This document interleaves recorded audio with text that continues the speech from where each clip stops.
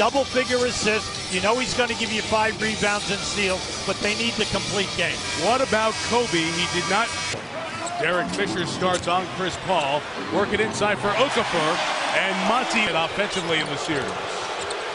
Kobe sees 2 bodies, trying to squeeze through, could not. Paul, Ariza, Bellinelli, Paul.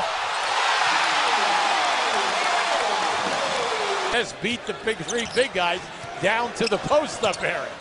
Off the curl, Bellinelli tries to make Artest pay on that, and Marco. They had to take you off Chris Paul because he pretty much took you to school in game 1. As the shot from the top is knocked down by Jason Smith, but the entire bench group essentially coming in as Paul connects over Gasol. Now that was a tough shot.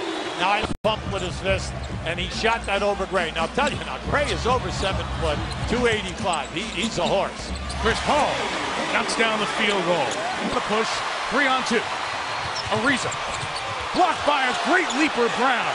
Now, people want to goaltend, but it looked like he got that night.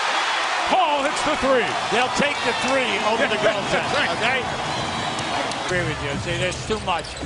The Hornets want to play a game 94-95. The Lakers want it up over 100. Right now we're playing either. The Lakers have taken away the paint.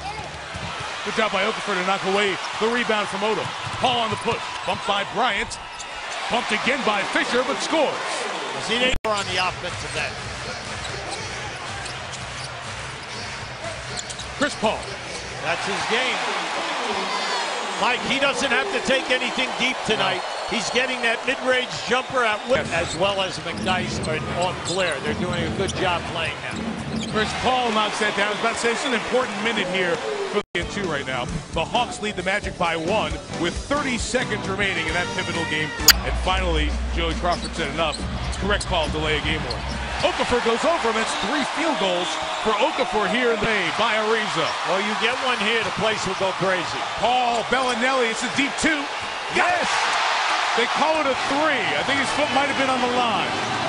And then simultaneously, and that's why I was a little surprised. Here's the 3 a moment ago. Now Bellinelli's behind the line, so it's a clear 3. And it's 60-50. Welcome back to New Orleans. Recently, Chris Paul heard a very heart-wrenching story about a 14-year-old freshman in New Hampshire, Brad Rhodes. His 46-year-old mom was killed in a snowmobile accident, and 2 days later, Brad went out and scored 46 points to honor his mom. Earlier today, Paul and Brad spent some time together. Chris Paul flew Brad and his dad down. Paul gave Brad some of his custom shoes that have a chevron symbol on it. The reason that's important, it is a tribute to Chris Paul's grandfather. Actually, when Chris Paul was a senior in high school, his grandfather was killed when he was 61 years old. Then Chris Paul went out and scored 61 points to honor him. As you saw, Brad was able to wear those shoes, go out onto the court. He did admit he is a Celtics. Go 2 for 1. Paul.